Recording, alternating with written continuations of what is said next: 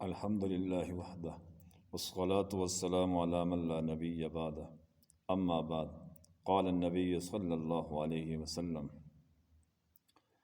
لا يحل لمسلم ان يهجر اخاه فوق ثلاث فمن هجر فوق ثلاث فمات دخل النار۔ جناب نبی کریم صلی اللہ علیہ وسلم کا ارشاد مبارک ہے کہ کسی مسلمان کے لیے جائز نہیں کہ وہ اپنے مسلمان بھائی سے 3 دن سے زیادہ قطع تعلق اختیار کرے۔ تو جس نے 3 دن سے زیادہ قطع تعلق اختیار کیا، اس دوران وہ مر گیا تو وہ سیدھا جہنم میں جائے گا۔ ہم سب انسان ہیں، ہمارے ساتھ بشری تقاضے لگے ہوئے ہیں، ہمارا آپس میں اختلاف اور الجھنا یہ تو فطری بات ہے، مگر دین اسلام نے ہمیں تنہا نہیں چھوڑا، ہماری ہر قدم پر رہنمائی کی ہوئی ہے۔ تو ہماری جو ناراضگی اور آپس کا اختلاف ہے، اس کو کب ختم کرنا چاہیے، کتنی مدت ہے، کب اس سے جان چھڑا لینی چاہیے کہ اگلا مرحلہ خدا نخواستہ موت کا نہ پیش آ جائے اور ہمارے لیے مشکلات پیش آ جائیں۔ تو اس حدیث مبارکہ میں اس حوالے سے بتایا گیا ہے کہ 2 مسلمان بھائی، یعنی اس حدیث میں ان کو بھائی کہا گیا ہے۔ بھائی اس لیے کہا گیا ہے کہ ذرے اخوت والی صفت پر غور کریں اور آپس میں یہ ناراضگی ختم کریں۔ بھائیوں کے درمیان تو ناراضگی نہیں ہونی چاہیے۔ تو اس حدیث مبارکہ میں ایک تو لفظ اخوت استعمال کی ہے، دوسرا ناراضگی کی زیادہ سے زیادہ مدت بتائی گئی ہے کہ اس سے پہلے ختم کرنی چاہیے، وہ 3 دن ہے۔ اگر خدا نہ خواستہ کسی نے 3 دن میں ختم نہ کی اور اس دوران وہ مر گیا تو وہ سیدھا جہنم میں جائے گا۔ یہ تو بات بالکل واضح ہے، کلیئر ہے۔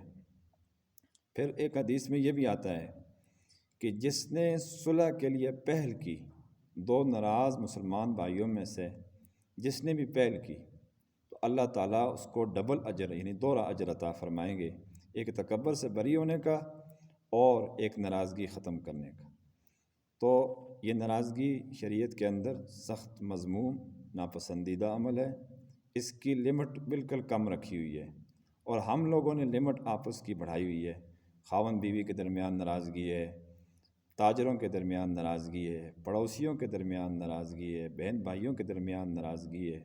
تو حدیث میں جو بھائی کہا گیا ہے وہ نسبی بھائی مراد نہیں ہے، مسلمان کا مسلمان کے ساتھ جو اسلامی تعلق ہے، اس مناسبت سے بھائی کہا گیا ہے کہ مسلمان بھی آپس میں بھائی ہیں۔ اللہ تعالیٰ کا ارشاد مبارک ہے سورۃ حجرات 26واں پارہ، انما المؤمنون اخوۃ، سب مسلمان آپس میں بھائی بھائی ہیں۔ تو اسلام کے رشتے کی وجہ سے، کلمے کے رشتے کی وجہ سے یہ گویا کہ ایک جماعت ہے، لیکن ان کا جو آپس کا جو تعلق ہے یہ اخوت والا تعلق ہے۔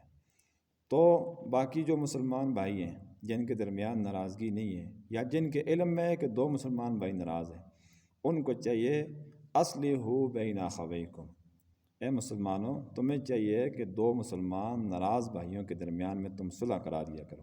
واتقوا اللہ، اس معاملے کو معمولی نہ سمجھو بلکہ اللہ سے ڈرو اس معاملے میں۔ لعلکم ترحمون، ناراضگی ختم کرنے کی صورت میں، صلح کرانے کی صورت میں اور تقوی اختیار کرنے کی صورت میں تم پر رحم کیا جائے گا۔ آیت کا جو سیاق کلام ہے، اس تقوی سے مراد جو ہے وہ باقی تقوی مراد نہیں ہے، اس تقوی سے مراد یہاں پر یہ ہے کہ ناراضگی کو ختم کیا جائے۔ لفظ تقوی مختلف جگہوں پر استعمال ہوتا ہے قرآن پاک کے اندر، مثلا نماز کی جگہ پر استعمال ہوا، سیاق کلام اس طرح کہ نماز کا ذکر ہو رہا ہے تو وہاں پر تقوی سے مراد یہ ہوگا کہ نماز کی پابندی کیجیے، اور جہاد کے سلسلے میں استعمال ہوا، آگے پیچھے جو کلام ہے وہ جہاد کی فضیلت کے بارے میں، طریقہ کار کے بارے میں ہے، تو وہاں پر تقوی کس معنی میں ہوگا، تقوی کا مفہوم کیا ہوگا؟ بھائی جہاد صحیح طریقے سے کرو، پیچھے نہ بھاگنا۔ اچھا، نکاح کے سلسلے میں بہت استعمال ہوا ہے، آپ کو پتہ ہے۔ تو نکاح کے سلسلے میں جہاں بھی استعمال ہوا ہے، اس کا مطلب ہے کہ اپنی معاشرت کو، جو نئی زندگی نکاح کی صورت میں، اس کو اچھے طریقے سے اختیار کرنا، تو تقوی کا وہاں پر مفہوم اور سیاق کلام یہ ہوگا۔ یہاں پر چونکہ صلح کی جو بات ہو رہی ہے، تو مسلمانوں کے درمیان ناراضگی ہو تو دوسروں کو چاہیے کہ وہ ان کے درمیان صلح کریں۔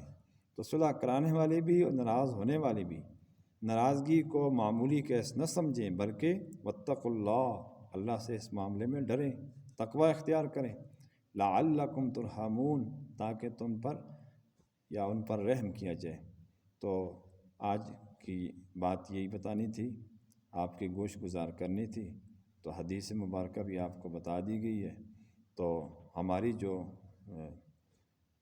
ناراضگی ہے وہ سالہ سال چل رہی ہوتی ہے، خاوند بیوی کے درمیان ہے، پڑوسیوں کے درمیان ہے، بہن بھائیوں کے درمیان ہے، رشتہ داروں کے درمیان ہے، دو دوستوں کے درمیان ہے۔ تو جن جن کے درمیان بھی اسلام کا تعلق ہے تو یہ ناجائز چیز ہے بھائی، سالہ سال نہیں چلنی چاہیے، کئی مہینے نہیں چلنی چاہیے، اس میں لمٹ اور مدت بتا دی گئی ہے۔ اس سے پہلے ناراضگی کو ختم کر لینا چاہیے۔ ساتھ یہ بھی بہت بڑی فضیلت ہے کہ جون سا پہل کرے گا اس کو ڈبل اجر ملے گا۔ اللہ تعالیٰ ہم سب کو ان باتوں پہ عمل کی توفیق عطا فرمائے۔